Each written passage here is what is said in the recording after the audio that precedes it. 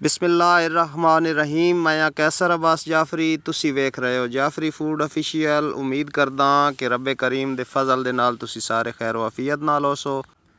अज मैं तुहाडे नाल बड़ी ही मज़ेदार और बड़ी ही आसान मटर पुलाव दी रेसिपी शेयर कर रहा। इंशाअल्लाह तुहानू ज़रूर पसंद आसी। अगर पसंद आवे तो वीडियो नू लाइक कर छोड़िया है और चैनल नू सबसक्राइब कर छोड़िया है। इंतज़ार ना करांदे जी, बनाना शुरू करदे हां।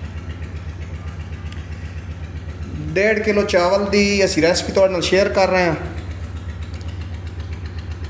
समान की गल करा तो साढ़े कोल 1.5 पाव प्याज ने, 1.5 पाव ही साढ़े कोल टमाटर ने, लहसुन अदरक है ऐसा छिलिया, 10-12 हरी मिर्चां ने, उसके अलावा 2 किलो मटर के दाने कढ़ लैने।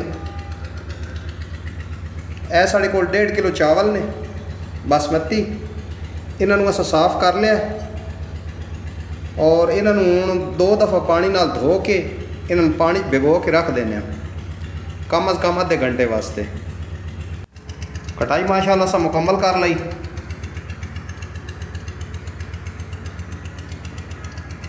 हुण पकाने का तरीका तुहाडे नाल शेयर करदे हां। बिस्मिल्लाह करदे हां जी। सब तो पहले एक पतीला लिया, उस दे अंदर तकरीबन 200 ग्राम घी शामिल कर लिया, पाया तो थोड़ा जा कम। घी गर्म हो गया जी, प्याज शामिल कर रहे हैं। इतने हम प्याज़ों फ्राई कर लेने।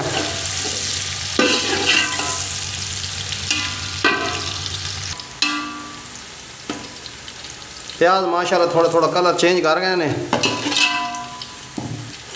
हुण ये जेहड़े मटर के दाने ने ये अस धो लेने, ये हुण इस दे अंदर शामिल कर रहे हैं।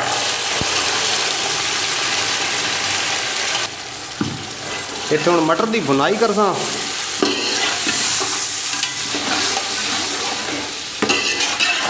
5 तो 7 मिनट 5 मिनट हो गए ने मटरों की बुनाई करते हैं। हुण असी इस दे अंदर लहसुन अदरक का पेस्ट है ये शामिल कर रहे हैं।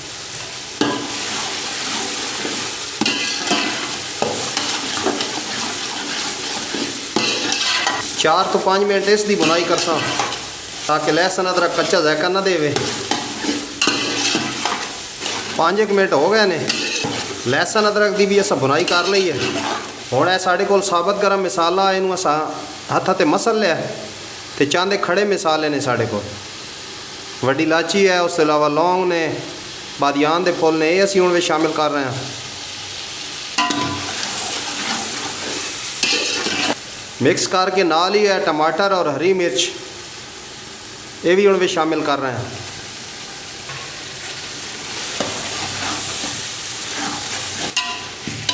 इतों थोड़ी जी बुनाई कर सा ताकि साढ़े टमाटर जेडे ने वो हल हो जाए। टमाटर साढ़े आध तो ज़्यादा हल हो गए ने। हुण है साढ़े कोल मसाले ने 1.5 चम्मच काली मिर्च है, 1 चम्मच गरम मसाला है पीसे होया, 1.5 किलो साढ़े कोल चावल हैं और 3 चम्मच अस नमक इस्तेमाल कर रहे हैं। तो अगर घट खाते हो तो तुसी घट शामिल कर सकते हो। 2 साढ़े कोल कनौर दी टिक्कियां ने ये हुण इस दे अंदर शामिल कर रहे हैं।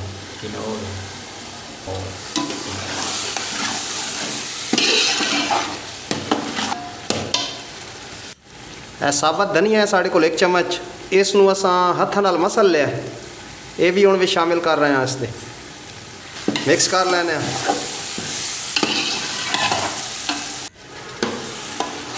माशाल्लाह मसाला साढ़ा तैयार हो गया।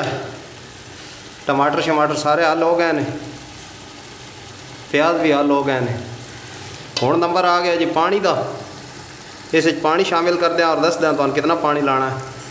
यह जोड़ा मग्गा है ये 3 मग्गे चावल हैं, 4 मग्गे असी इस दे विच पानी शामिल कर रहे हैं।